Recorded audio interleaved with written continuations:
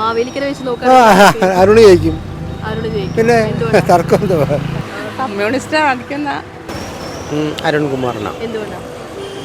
കാരണം പ്രൊപ്പഗാൻഡ അങ്ങനെ ആയിരുന്നു. ആണെങ്കിൽ അരുണിന് കൊടുക്കാനായിരിക്കും സാധ്യത കൂടുതൽ. ഇവിടെ ആർക്കായിരിക്കും ഒരു ഇവിടെ സാധ്യത കൂടുതലായിട്ട് ഇപ്പൊ എനിക്ക് തോന്നുന്നു കൊടിക്കുന്നിൽ സുരേഷിനാണെന്നാ തോന്നുന്നു. നമസ്കാരം. തിരഞ്ഞെടുപ്പിന് തീയതി പ്രഖ്യാപിച്ചതോടെ ചുട്ടുപൊള്ളുന്ന വെയിലിനെ പോലും അവഗണിച്ച് പ്രചരണ രംഗത്ത് സജീവമാകുകയാണ് മാവേലിക്കര ലോക്സഭാ മണ്ഡലത്തിലെ സ്ഥാനാർത്ഥികളും അതുപോലെ തന്നെ പ്രവർത്തകരുമെല്ലാം. പ്രചരണത്തിൽ ബഹുദൂരം മുന്നേറിയ ഇടതുമുന്നണി സ്ഥാനാർത്ഥിക്ക് ഒപ്പമെത്താനുള്ള ഒരു ഓട്ടപ്രദക്ഷിണത്തിലാണ് നമ്മുടെ UDF സ്ഥാനാർത്ഥിയായ കൊടിക്കുന്നിൽ സുരേഷും NDA സ്ഥാനാർത്ഥിയായ ബൈജു കലാശാലയും എന്ന് വേണമെങ്കിൽ പറയാം. പ്രചരണത്തിൽ മുന്നേറിയ അരുൺകുമാറിന് ശക്തനായ ഒരു എതിരാളിയായ കൊടിക്കുന്നിലിനെ തകർത്ത് മണ്ഡലത്തിൽ മുന്നേറാൻ കഴിയുമോ? പ്രവചനങ്ങൾക്ക് അതീതമായ മാവേലിക്കരയിൽ ഇക്കുറി ആര്? ജനവിധി തേടിയുള്ള ഒരു യാത്രയിലേക്ക്.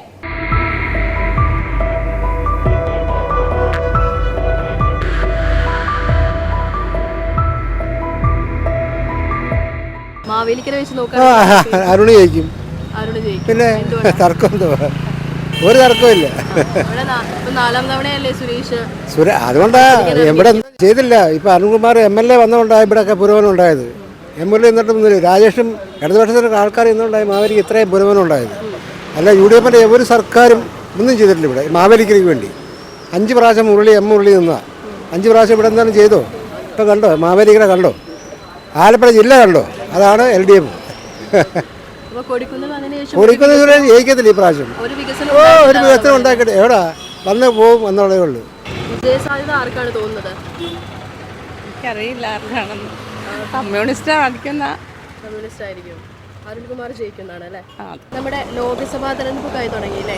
അപ്പം ഇവിടെ മാവേലിക്കര മണ്ഡലത്തിൽ വെച്ച് നോക്കുകയാണെങ്കിൽ ആർക്കായിരിക്കും വിജയസാധ്യത തോന്നുന്നത്? അരുൺകുമാറിനാണ്. എന്തുകൊണ്ടാണ്?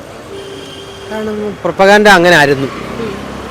ഇപ്പം 4 വർഷമാണ് സുരേഷ് മത്സരിക്കാൻ ഇറങ്ങിയിരിക്കുന്നത്. അപ്പം ആൾക്ക് വിജയസാധ്യത തോന്നുന്നില്ലേ? അല്ല, നമുക്ക് ആരെയും കുറ്റം പറയാൻ പറ്റത്തില്ല. പക്ഷേ ഇപ്പോഴത്തെ സാധ്യത വെച്ച് നോക്കുകയാണെന്നുണ്ടെങ്കിൽ അരുൺകുമാറിന് നല്ല വിജയം കിട്ടുമെന്ന് നമ്മൾ ദൈവത്തിനോട് ആഗ്രഹിക്കുന്നു. ഇപ്പം ഇതൊരു വലിയ ത്രികോണ മത്സരം തന്നെ ആവാനുള്ള സാധ്യത. ത്രികോണ മത്സരം BJP LDF UDF ആയിട്ടുള്ള കൊടിക്കുന്നിൽ സുരേഷും LDF അരുൺകുമാറും അഡ്വക്കേറ്റ് ശ്രീമാൻ അരുൺകുമാറുമായിട്ടുള്ള പിന്നെ ബൈജു കലാശാല. അപ്പം അതിൽ പറയുകയാണെന്നുണ്ടെങ്കിൽ 99 അല്ല 101% അരുൺകുമാറിനുള്ള സാധ്യതയുണ്ടെന്നുള്ളതാണ് ഒരു വിശ്വാസം.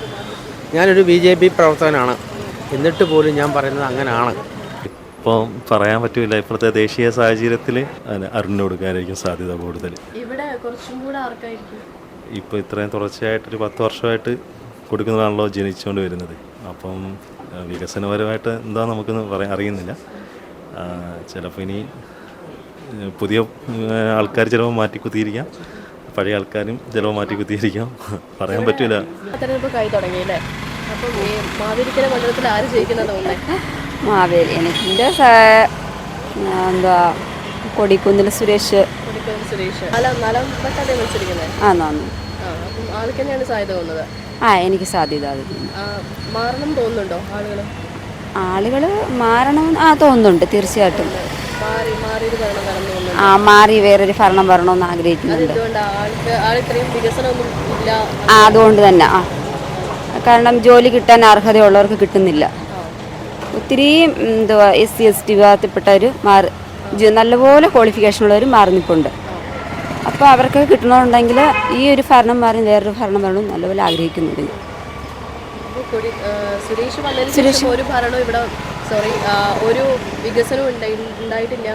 ഉണ്ടായിട്ടുണ്ട്, എന്നാലും കുറേ ഇനിയും വരാനുണ്ട്. അതാണ് ഞാൻ ആഗ്രഹിക്കുന്നത്.